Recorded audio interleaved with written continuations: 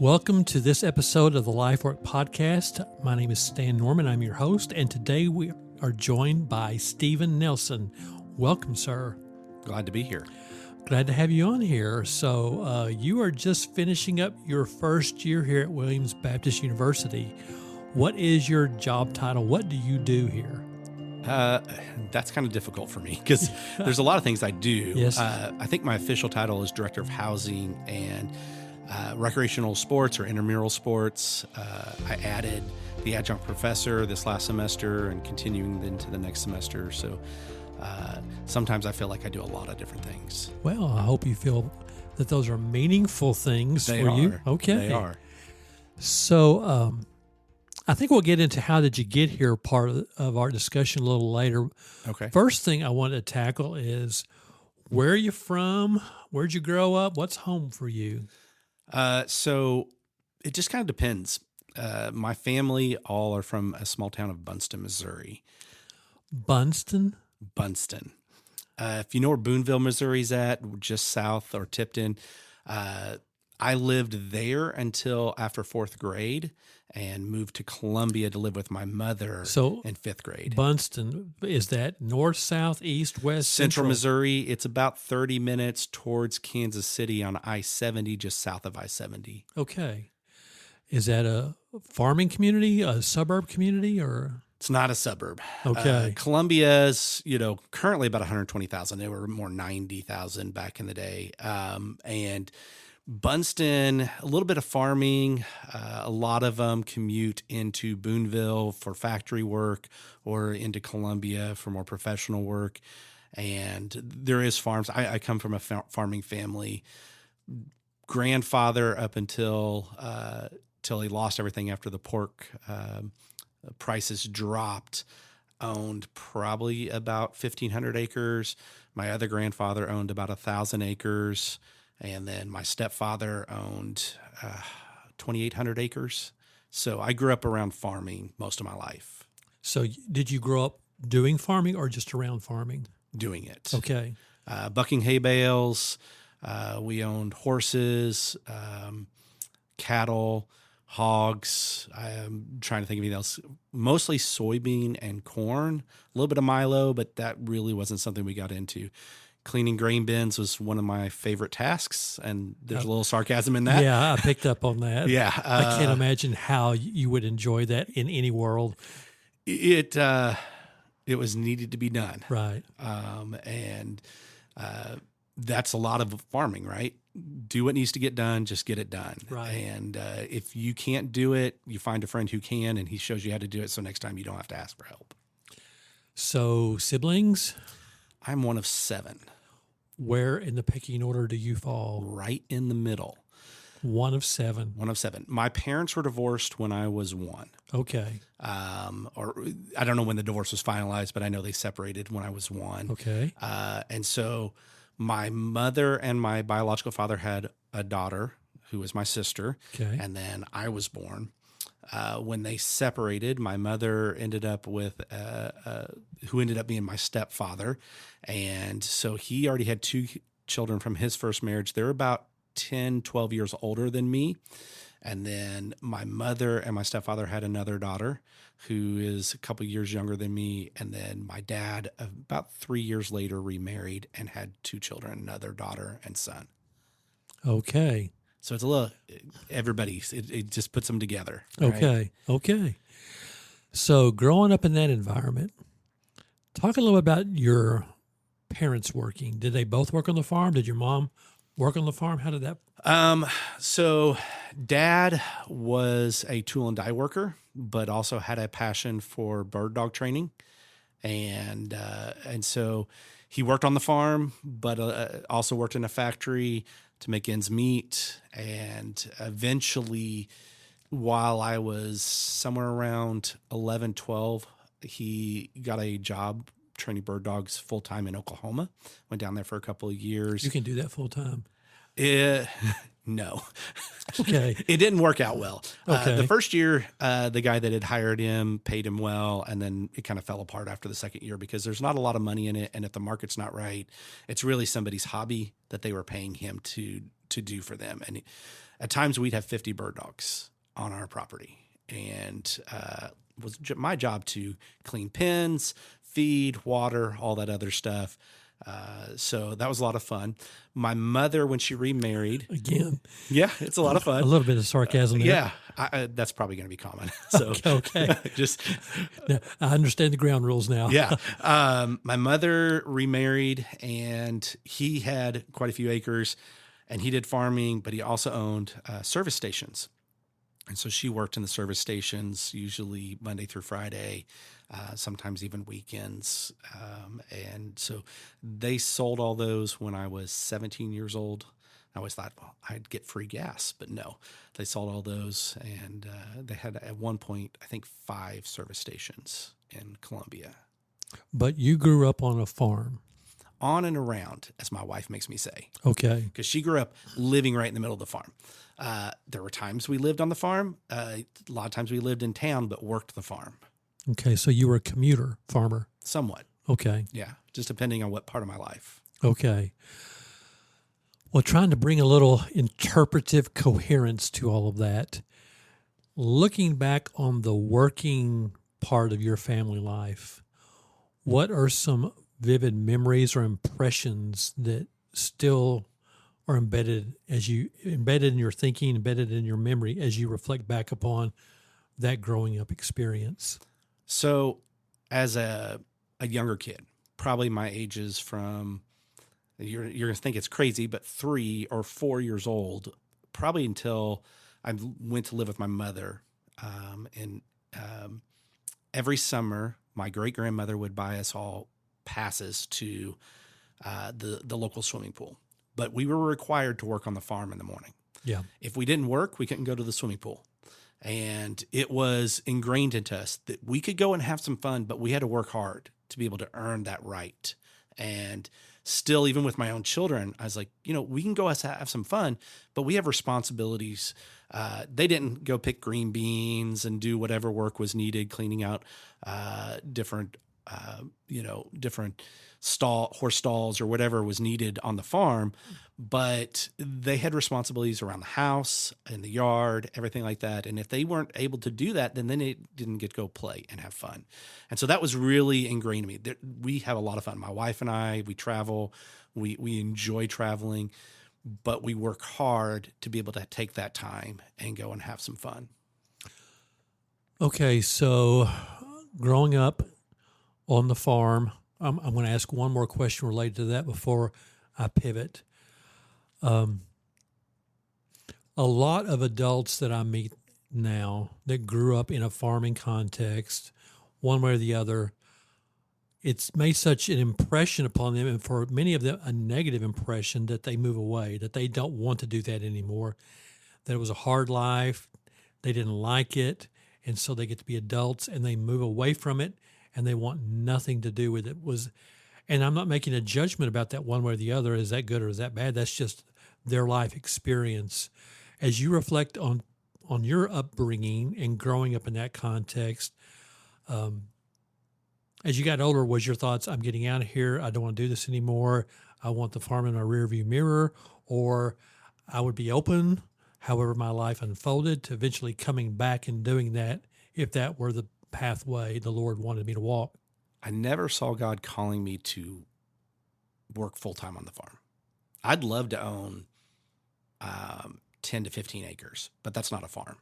You can't survive on 10 to 15 acres. And what my parents could have survived on, generations today cannot survive on that much land. They need more and more land to be able to survive. I felt God calling me into ministry probably around the age of 14. And so I knew then I was not going to work on the farm. And as much as I enjoyed aspects of it, I've done 2 archaeological digs in Israel. I loved the physical labor, but I also loved the lectures in the evening that had the knowledge that I was gaining. And so putting those 2 together is something I've always enjoyed. And to be honest with you, I never saw myself as a farmer. I remember telling my dad probably around the age of 8 or 9, I'm not going to be a farmer. And of course, he didn't really like that answer, but I just knew that was not where I was headed.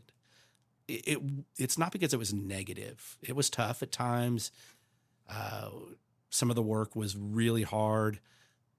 Digging post holes is something I don't ever want to do again. Yeah. Not by hand. Yeah. But there's something rewarding when you've fixed a fence, when you've raised a animal, and yes, you send it to slaughter, but you've invested in that. There's something rewarding about that. So I'd love to have, like I said, 10, 15 acres, maybe a horse, though that's a lot of money I don't really want to spend. Just something to kind of look out on and enjoy. But other than that, I've never felt like I want to own a couple thousand acres, plant, crops, raise cattle. It's just not something that I feel like God has ever called me to doing. You mentioned sharing about a call to ministry about age 14. Mm-hmm. Did you grow up in a believing family? Did you grow up going to church? My mother and stepfather would say they were believers, but I never saw it. My father, I saw it for a period of time. That time in Oklahoma, I saw him walk closely with the Lord. It was my grandparents. My grandparents were my parents. Because of the nature of the split family, I spent a lot of time on the farm working for my grandfathers and my grandmothers, working alongside of them. I can remember waking up in the morning, seeing them do devotionals, them taking us to church. When my father stopped going to church, I don't remember my mother ever being regularly in church. It was my grandparents. Both my grandfathers were deacons in the church, both Southern Baptist. And I saw their time in his word.